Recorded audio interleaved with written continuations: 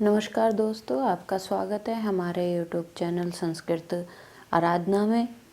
आज हम आपको बताएंगे कैयट जी के विषय में। और ये भी व्याकरणकार रहे हैं बहुत बड़े, तो आज इनके विषय में जानते हैं। वैसे तो इनके विषय में अत्यधिक जानकारियाँ हमारे पास नहीं है, लेकिन फिर भी जितनी भी जानकारी है हम आपको बताएंगे। कैयट ने सिर्फ एकमात्र टीका लिखी है जिसका नाम प्रदीप है। कैयट ने प्रदीप टीका लिखी जो कि पतंजलि कृत महाभाष्य पर आधारित है। और इन्होंने पतंजलि के महाभाष्य पर उन्होंने लिखा।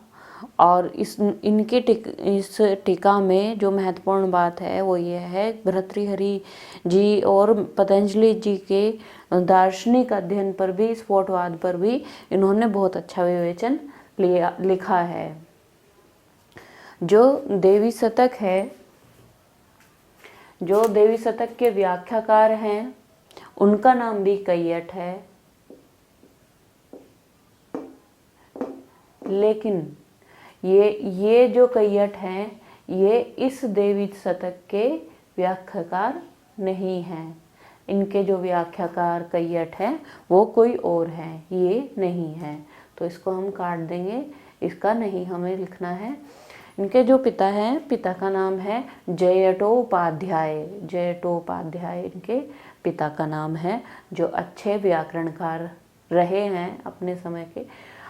इनका निवास है कश्मीर, ये कश्मीर के निवासी थे। और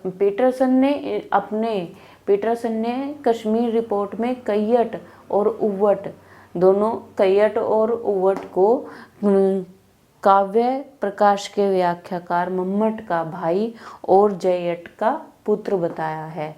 तो इन्होंने, पीटरसन ने ये जो जयट लिखा है ये इन्हीं की बात की है। और इनको कैयट, उव्वट और मम्मट ये तीनों एक भाई हैं। ये तीनों भाई उन्होंने, पीटरसन ने बताए हैं। जबकि एक जगह देखने को मिलता है कि यजुर्वेद भाष्य पुष्पिका में उव्वट के पिता का नाम वर्जट दिया है। तो ऐसा भी हो सकता है कि ये जो वर्जट हैं वो इनके जयट के भाई हों, इस नाते से उव्वट कैयट का भाई हो। लेकिन इसका कोई हमें वो नहीं मिलता है प्रमाण, तो इसलिए हम इसको जैसा लिखा है वैसा ही मानेंगे। कश्मीरी ब्राह्मणों द्वारा कैयट पामपुर या येच गांव के निवासी थे। जो वहाँ के कश्मीरी ब्राह्मण हैं और जो अपने संदर्भों के अनुसार व्यक्त करते हैं, वो ये कहते हैं कि जो ये कैयट हैं वो पामपुर, कश्मीर के पामपुर गांव के या येच नामक गांव के निवासी हैं। महाभाष्यांत पाणिनि व्याकरण को कंठस्थ पढ़ाना। महाभाष्यांत पाणिनि व्याकरण को ये कंठस्थ पढ़ाया करते थे। कौन? कैयट पाणिनि व्याकरण को कंठस्थ पढ़ाया करते थे। यह उनकी एक गुण था, योग्यता थी कि वे कंठस्थ पढ़ाया करते थे। लेकिन इनकी कुछ समस्याएं थी। ये आर्थिक रूप से घर में, आर्थिक रूप से ये इतने विकसित नहीं थे, तो इसलिए इन्हें खेतों में काम करके अपना गुजारा करना पड़ता था। आज भी देखने को मिलता है, जहाँ तहाँ हम देखते हैं कि विद्वान लोग हैं, काफ़ी विद्वान लोग हैं, लेकिन अपनी जीविका चलाने के लिए उनका जो ज्ञान है वो उनके आज की तारीख में भी उनके काम नहीं आता है। उनको मजदूरी, मेहनत या ऐसा कुछ करना पड़ता है, तब वो अपना भरपेट खाना खा पाते हैं। नहीं तो बहुत ज्ञानी लोग आज भी दुनिया में हैं जिनको इतना सारा ज्ञान प्राप्त है, लेकिन उनका ध्यान रखने वाला या उनकी योग्यता के अनुसार उनको नहीं रखा गया है समाज में। तो इसलिए बहुत सारी परिस्थितियाँ गृहस्थी के अंदर भी देखने को मिलती है। इनके साथ भी वैसा ही हुआ। इनके साथ में हुआ कि भाई ये गरीब थे तो मेहनत मजदूरी करके अपना भरण पोषण करते थे। तो एक बार वहाँ पर पंडित कृष्ण भट्ट आए जो अच्छे व्याकरणकार थे, विद्वान थे।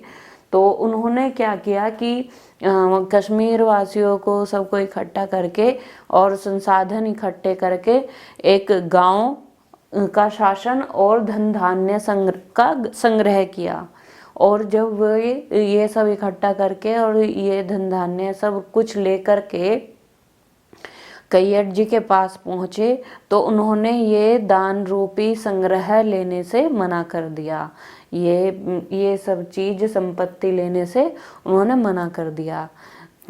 तो वे वहाँ से उसके बाद वे कश्मीर से काशी के लिए पैदल चल दिए। कश्मीर से काशी के लिए नंगे पांव पैदल चले और यहाँ काशी आकर के पहुँचे, जहाँ पर उन्होंने बहुत सारे पंडितों से, विद्वानों से शास्त्रार्थ किया, जिसमें वे विजयी हुए। और विजयी होने के बाद उन्होंने प्रदीप नामक रचना लिखी। यह प्रदीप की रचना की। कहाँ आकर के? काशी आकर के। इस प्रदीप नामक रचना में क्या है? इसमें इसका जो आधार है वो भर्तृहरि की भाष्य टीका है, जो कि अब अप्राप्य है। ये भर्तृहरि की भाष्य टीका है जो अब अप्राप्य है।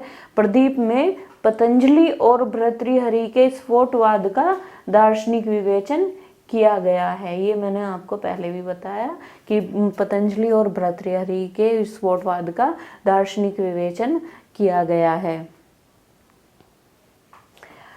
ये इन्होंने इसका जो आधार बताया है कि आधार भर्तृहरि के जो वाक्यपद्यम के जो कृता हैं वो भर्तृहरि हैं, उनकी भाष्य टीका लिखी जो अब अप्राप्य है, जो अब इस समय नहीं प्राप्त होती है। तो कैयट जी के विषय में हमारे पास सिर्फ इतना ही है और ये इसमें से ही क्वेश्चन बन जाता है। इतना ही हमें प्राप्त होता है इनके विषय में, क्योंकि इन्होंने एकमात्र प्रदीप नामक टीका लिखी और उसके आधार पर जितना भी विद्वानों को प्राप्त हुआ होगा वो हमारे समक्ष है।